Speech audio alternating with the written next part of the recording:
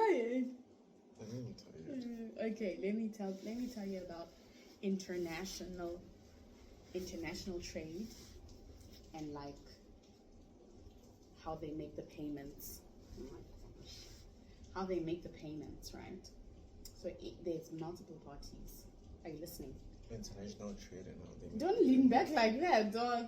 How they make the payment? There's multiple parties, right? So there's the buyer, who is the importer, and the seller, who is the exporter. Then there's going to be banks involved, right? From the buyer's side, or the buyer's the applicant, he makes an application to the bank for credit. Then the seller is the beneficiary. So on the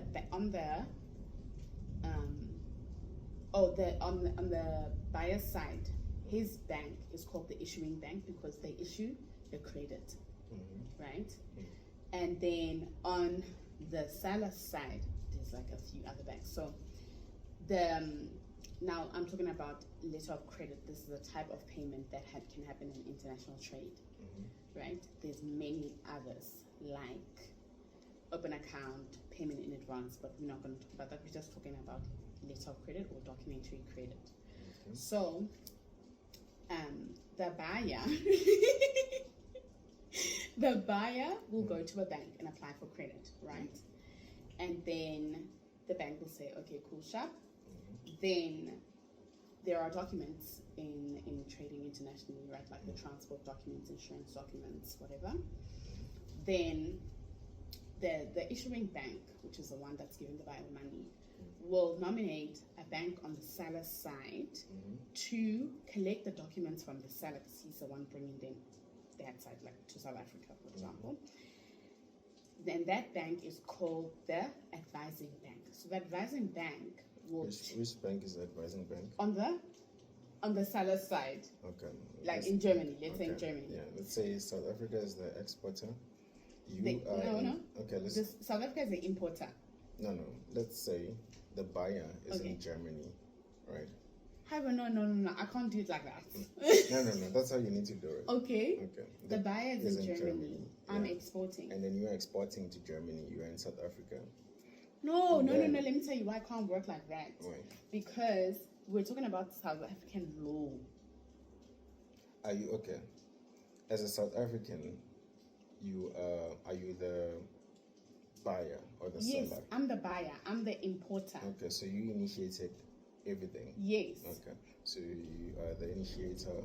Germany is your seller. Okay. Yes, Germany is the seller. So They're the exporter. Okay. Yeah. I can't. It doesn't make sense for me the other way. Obviously, it can be the other way around. Yeah. Okay. But it's just Let's stupid work like with this. your scenario. Okay. Okay, so on the seller side, there's gonna be the bank that the issuing bank in South Africa is going to nominate an advising bank to say to the seller that, okay, this credit is legit, right? Then once they've confirmed with the seller that the credit is legit, the seller's like, okay, cool, here are the papers. Then that bank on Germany's side needs to pay the seller. Then the issuing bank needs to reimburse that other bank.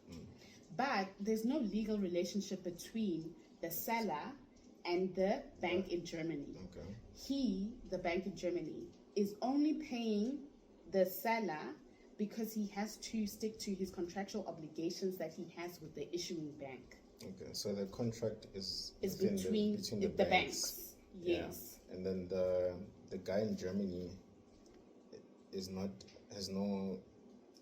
linked to the bank. Has no contract with the bank. Does he have a contract with you or the bank in South Africa? He has a contract with me, the buyer. The buyer. Okay. So we've done that.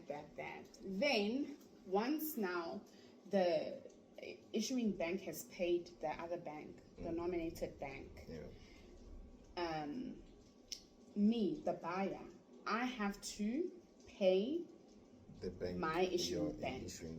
But it can be on site that I receive the documents now, because that once that other bank, the German bank, has been paid, they will send the documents to the South African bank. Yeah. So it can either be that I receive the documents on site. I mean, I'm paying on site and I receive the documents, Or then I agree with my bank that this is going to be paid over a period of time. Okay. But still, then But the transaction is complete on the transaction is complete on that side. On the seller side. Okay. Yes, on the seller side. But now I still have to do my With your bank. with my bank. I think I got it. There's something I missed. Like I know there's a confirming bank book, but I don't know. But for the most part, if there's a 20-mark question, I will get like 15 Well, minutes. go read again.